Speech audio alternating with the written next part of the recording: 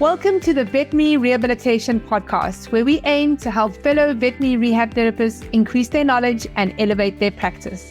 I'm Megan Kelly. And I'm Anae Lloyd. Together, we bring you the latest insights, research, and information in the field of veterinary rehabilitation.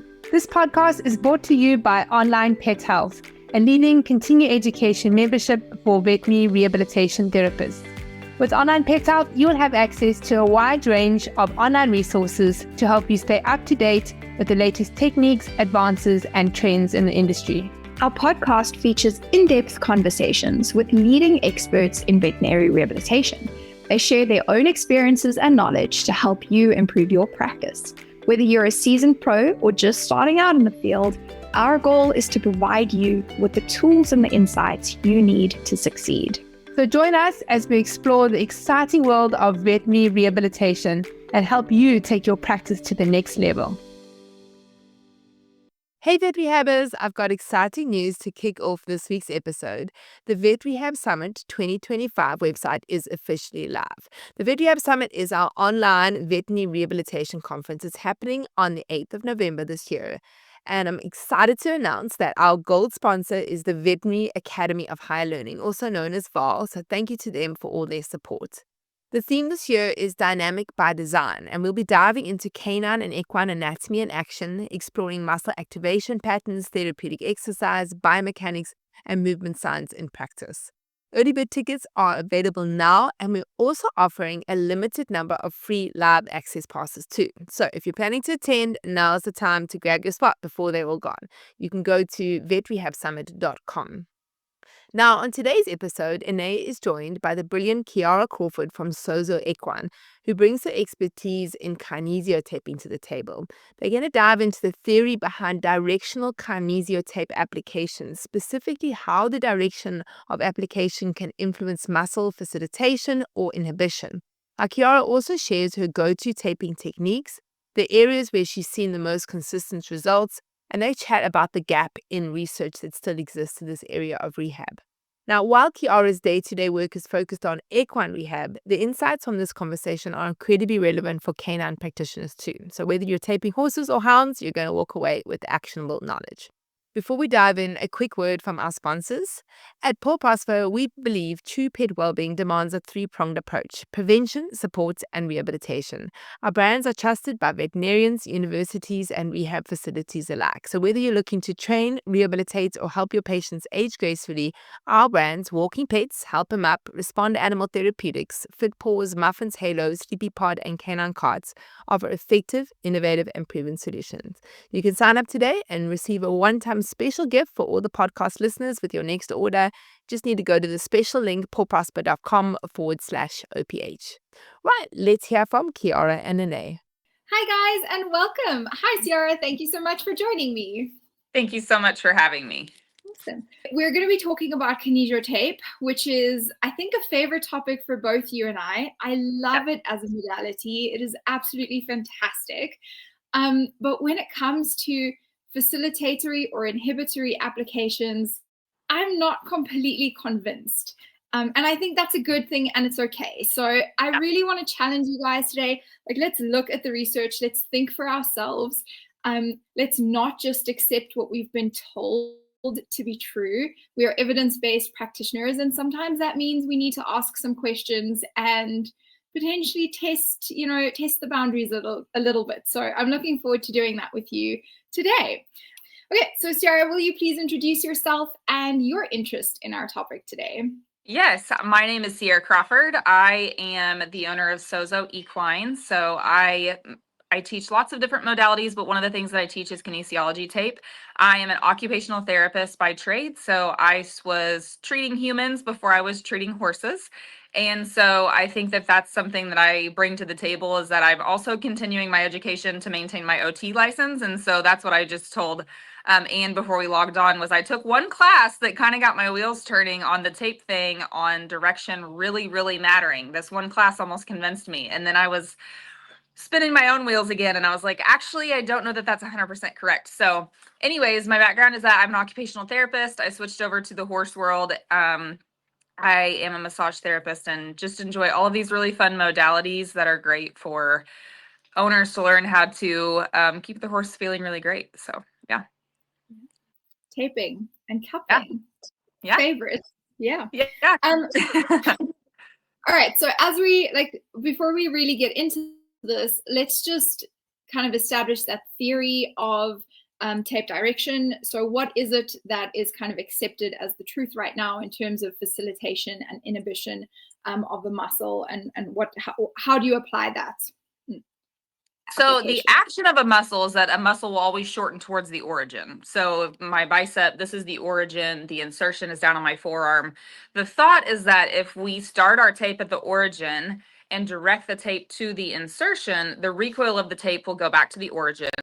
Therefore, the proprioception to the muscle is that it's encouraging the shortening or the contraction of the muscle. So the school of thought in this is that if you apply the tape from origin to insertion, then it will help the muscle contract. If you apply the tape from insertion to origin, your recoil of your tape is going towards the lengthening direction of the muscle. So the thought is that if you apply the tape from insertion to origin, you'll encourage the muscle to relax. That's that school of thought. The other school of thought is that tape's not that powerful mechanically. It's not able to contract the muscle or fully relax the muscle. And so I'll tell you, this is the piece that got me in that human class. And so she says, put your fingers at your knuckle and pull back towards your wrist and try to make a fist. Okay, sure. It's more difficult to make a fist because your skin is tighter. Put your fingers at your wrist and pull towards your knuckles. Way easier to make a fist, right? So that was very convincing. And then after the class, I got to thinking, okay, but what muscle is here? Nothing, right? So we're really just pulling on skin, fascia, there's some retinaculum there. Versus if I put my finger above my knee and pull up to my thigh, I really don't have much restriction on my knee flexion. Or if I put my fingers really tight on, just below my hip and push down towards my knee, there's really not much restriction on hip extension. And so I think this is great in theory. I think it shows us that tape direction matters sometimes. And I think that it shows us that proprioception matters because we're always taping a whole horse. We're not just taping a fetlock or a knee or whatever it is. And so proprioception is the most significant thing we're getting from taping. So connecting to their brain and teaching them new ways to receive touch is what we're doing. So sometimes it matters and sometimes it doesn't. That's my overall answer for does direction matter?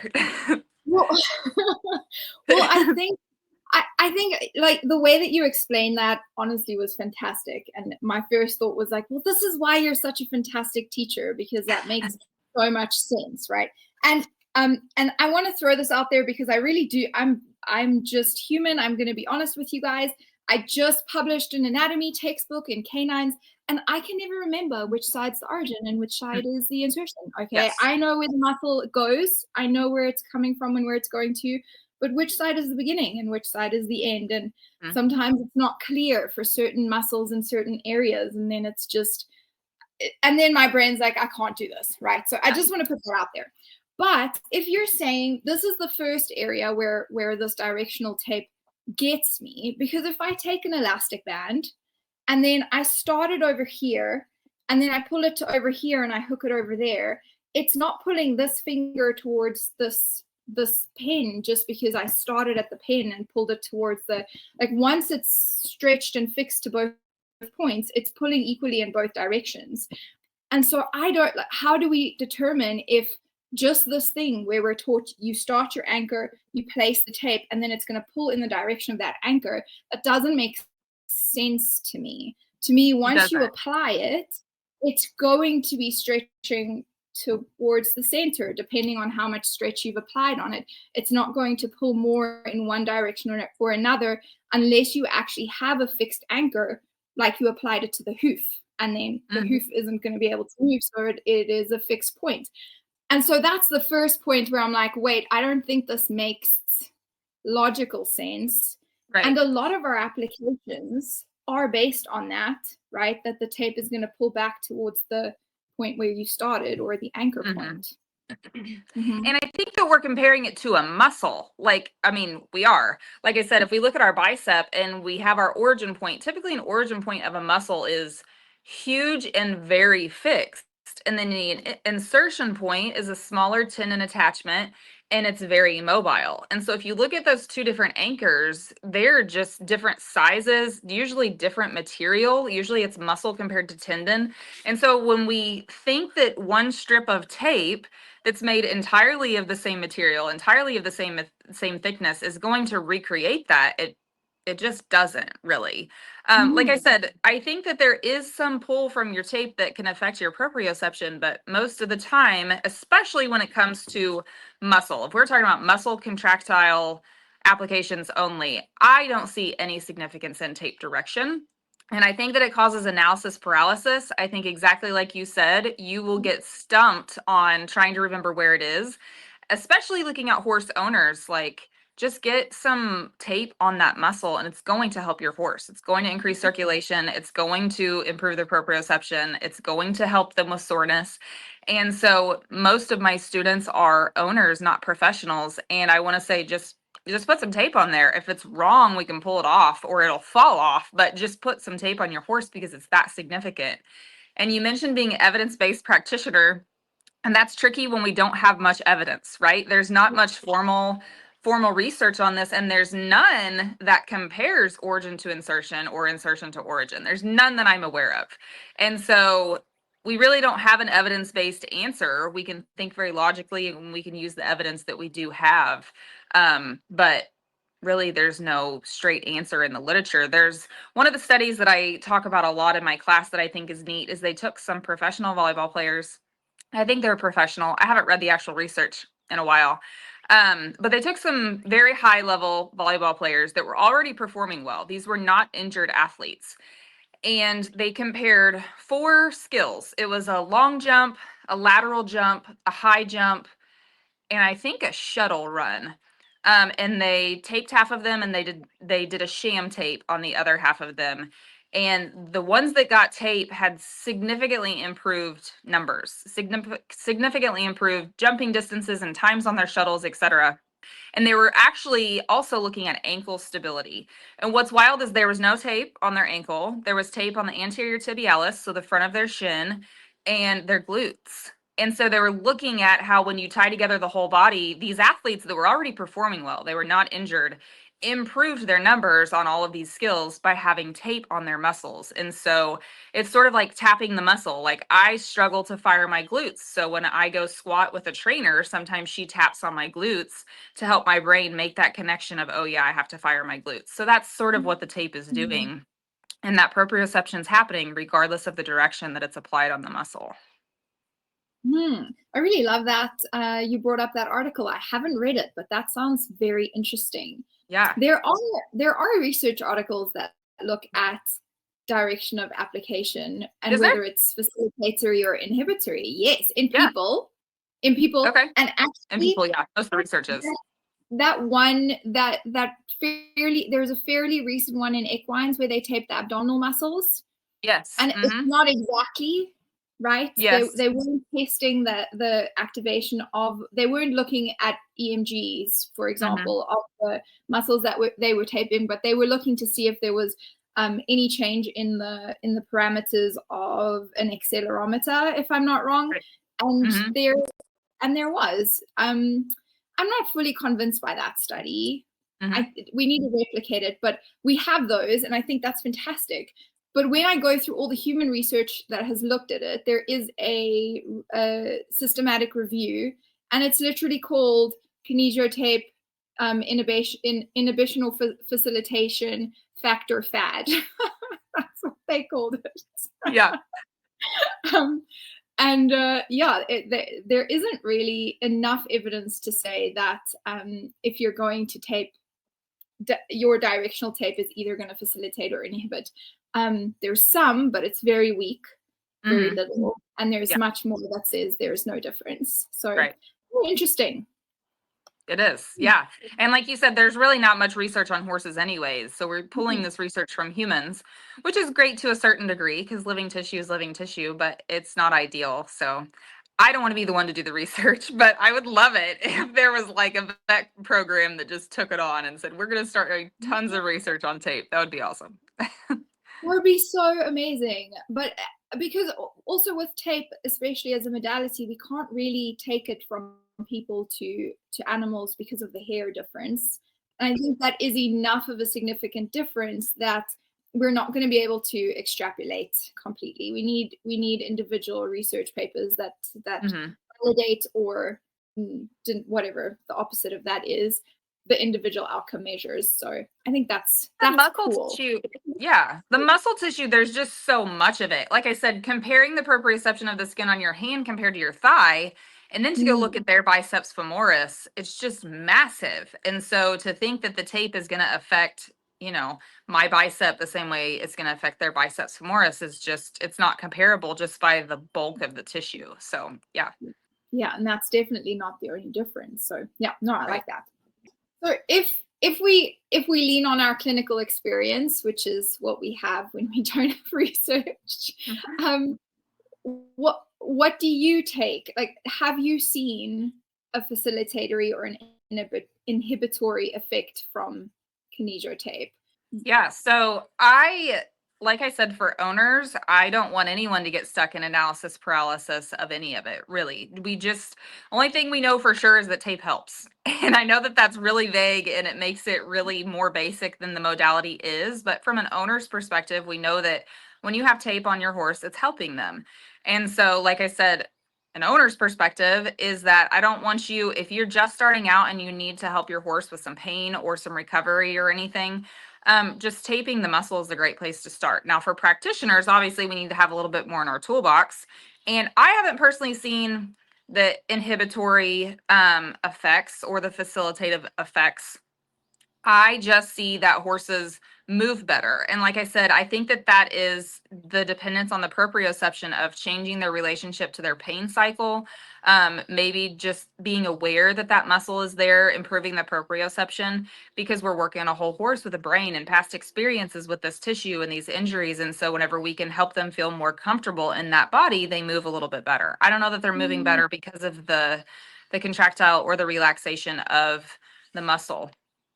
I personally also don't fall into the camp that I lengthen muscles when I apply it. I know that that is a school of thought. So if I'm taping my triceps, I put my triceps on full stretch.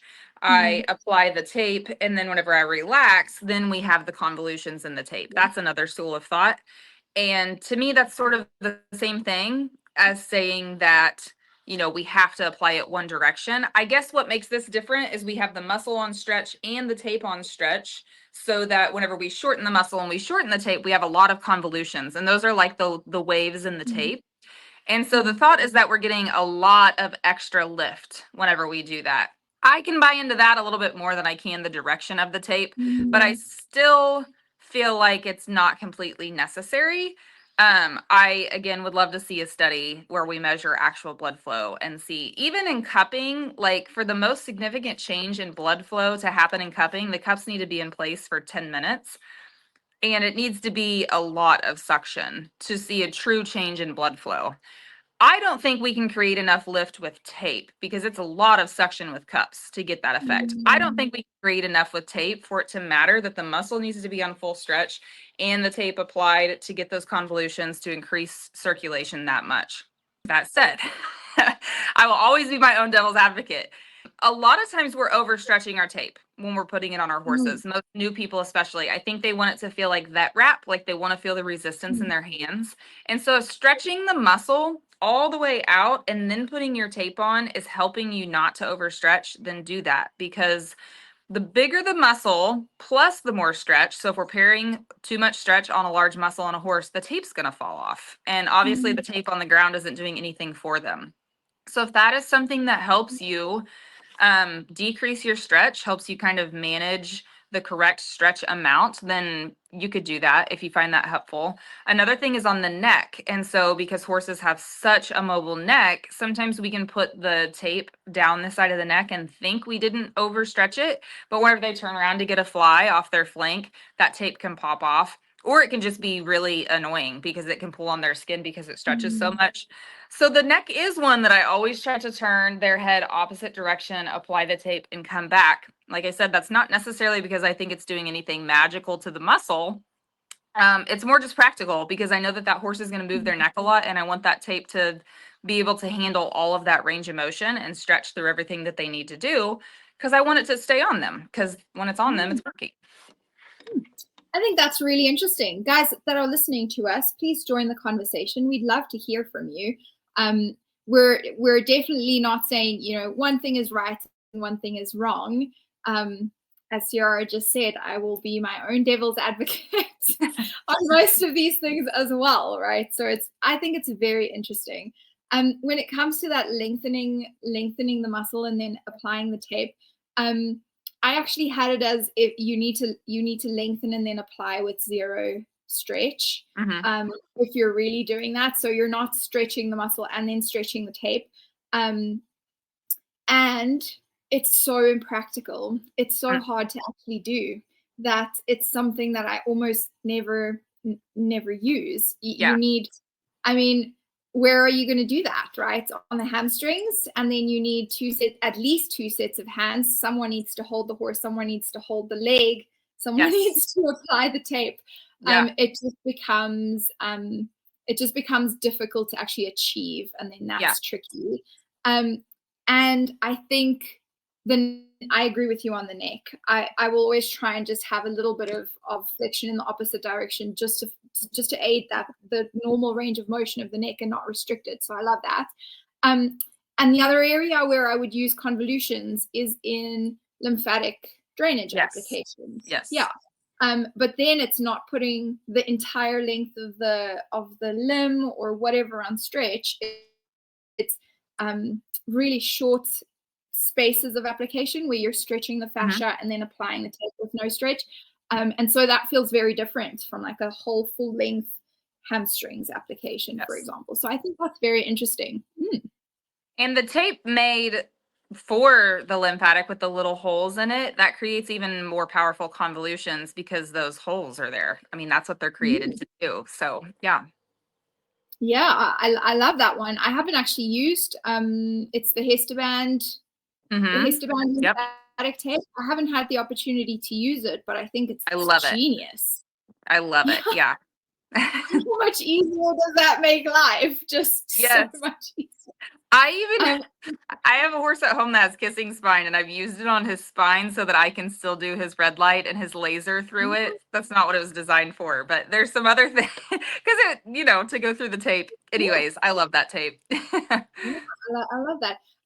And what was the other thing that I saw the other day that was genius? Vetkin made a little cutter.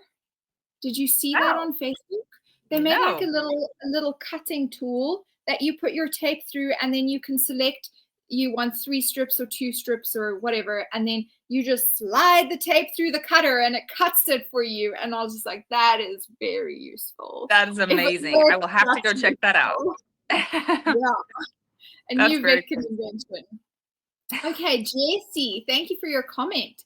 So about tape recoil when taping ligaments and tendons, how soon does the recoil start to happen during movement, and how often would you tape for ligament support? Recoil help. Do you have thoughts on that?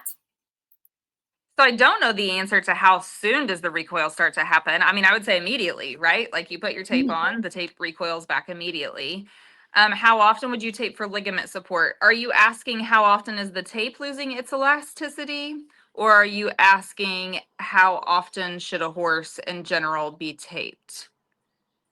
Because if it's a horse that's needing taped all the time, like you're wanting them taped for training and for performance, I like to reapply the tape every 3 to 5 days. I like to give them a day off to kind of let their muscles recover with no tape on and then reapply it. But if you're asking about just in general, like if a horse has a ligament, how often do you tape them? That's just dependent on the case. Like, is it fresh? Is it old news? Is it kind of, what's going on with that horse? Do you see the comments? Do you have your comments thing open? Oh, no, on your phone. I can see Jesse's on the screen, but I don't see anything else.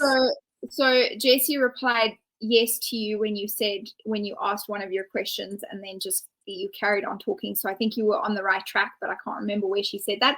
And then she says when it's losing its elasticity, you're replacing so that depends on the brand as well. I am on my own little testing I don't know. I'm on a kick right now where I'm buying like all of this tape and trying to compare it all. And I feel like still rock tape has the thickest blend of fabric. And so as far as strongest recoil, I think it's gonna be rock tape or Hestaban satin. Hestaban satin, if you've ever worn Spanx, that's what Hestaban satin feels like. I think they're like a luxurious pair of leggings. So, anyways, I think those two tapes are going to have your strongest elasticity. I think that I would confidently leave them on my horse for 7 days. Whereas if you're buying a cheaper brand off of Amazon or something like that, that elasticity varies. I would say like 3 to 5 days before you take it off. And I would encourage you, Jesse, to kind of experiment because I think the weather affects it too, the humidity and things like that. So put on your horse and then take it off and just kind of feel it and see what kind of elasticity is left in that tape. If you're trying different brands or different days of time, maybe even keep the tape and then write on it, this was on for 3 days or whatever, so that you can sort of feel how that tape was able to withstand the weather and the whatever performance the horse was doing in that tape. Okay, so experiment. Yeah. I love that. And Jessie, you say that the tape cutter is awesome. I then assume that you have one, which is so cool. Thank you for sharing that. I saw it a couple of days ago, so I thought it was I haven't seen it. I'm gonna have to go check it out. That's awesome. Go check it out. That's gonna make life so much easier. So I like that. And then because we're chatting about differences and things that we do and don't know, if I were to answer that same question, I would say I generally, but it is case dependent, would tape horses on a 7-day cycle so that they have the tape on for a maximum of 5 days, ideally 4 days, and then they have a 3-day break before I reapply. And sometimes that even applies to like tendon support tapes or ligament support tapes, depending on the horse. I might want it on for 2 weeks in the acute phase, where I'm reapplying it as often as I need to, but so that it's on all the time for 2 weeks in the acute phase, and then start tapering so that they have break days. But it is it's case dependent. So that's how I would answer that question. Which is right or wrong? Don't know. All right. So which tape applications right now do you think are supported by the literature? Jessie has brought up tendon or ligament support tapes. You've mentioned proprioception. We've mentioned lymphatic taping. There's so many, right? Myofascial taping, joint support, arthritis, myofascial trigger points. That one is another one that I really love. And if I'm thinking of, a muscle that I want to inhibit, it's usually because there are myofascial trigger points and it's overworking. And then my go-to would be a myofascial trigger point star instead of a directional tape application along the length of the muscle, which is where my mind goes. So what are the ones that for our professionals, Ciara, that you think are supported by the literature and that are your go-tos? So again, there's not much literature. I think there's the most consistent literature with fatigue, basically. And on my Facebook page, that's the #1 pinned post that I have. It's 7 articles that show how tape mitigates fatigue. And it talks about delayed onset muscle soreness. It talks about, and now it's human studies, but it talks about humans being able to perform better for longer. And it has, like I said, there's 7 different studies in that one post where it talks about how tape is mitigating fatigue. I feel like that is where we have the most amount of research, is in being able to support the muscles during performance. Now, I do feel like when it comes to the circulation applications or the waves, I feel like clinically I've seen the most significant improvement in those. I don't have the evidence to back that up. And I think, again, I'm really riding this horse into the ground, that goes back to the proprioception. I think that we are changing their perception. We're breaking the pain cycle. We're improving their relationship with that muscle and allowing them to move better. But as far as just watching a horse move, taping them, and then sending them off, those applications really are what I see the most immediate benefits of most consistently. What about you? What do you see that you use the most and like the best? Pain would be my kind of number one reason to reach for kinesio tape, and especially in a horse or a dog that doesn't appreciate my manual therapy. Yes. Or when I have really chronic pain that I'm struggling to break that cycle, then yes, definitely. Yeah, those would be my kind of go-tos. So in my dog patients, I've actually seen some really cool responses with insufficient cruciates or partial cruciate ruptures or stifles that have progressed, like their arthritis has progressed really far post cruciate, and they're just really struggling. Then I'll tape the stifles, and it's beautiful. It really makes a difference. And then, I mean, just horses, just you could tape them anywhere that it's painful and it's lovely. So for me, my number one reason to use tape is to treat an area that's painful. Absolutely. So thank you so much for your time today. It's been really great chatting with you. This has been, as always, really interesting. Thank you. Thank you so much for having me. Like I said, I think this is my fourth time to talk with you, and I love it every time. If you enjoyed this podcast, please hit the subscribe button so you get notified every time I load a new podcast. I'm here every week talking to vet rehab therapists from all over the world about all things vet rehab. A big thanks to our sponsor, Paw Prosper.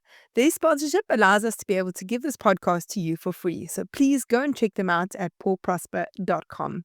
Don't forget to bookmark the next Vet Rehab Summit on Saturday, the 8th of November, 2025. Come and be a part of the world's largest online veterinary rehabilitation conference created specifically for you, the vet rehabber community. Onlinepethealth members get VIP complimentary access to the Vet Rehab Summit. For more information about continuing education for vet rehabbers, you can go to onlinepethealth.com.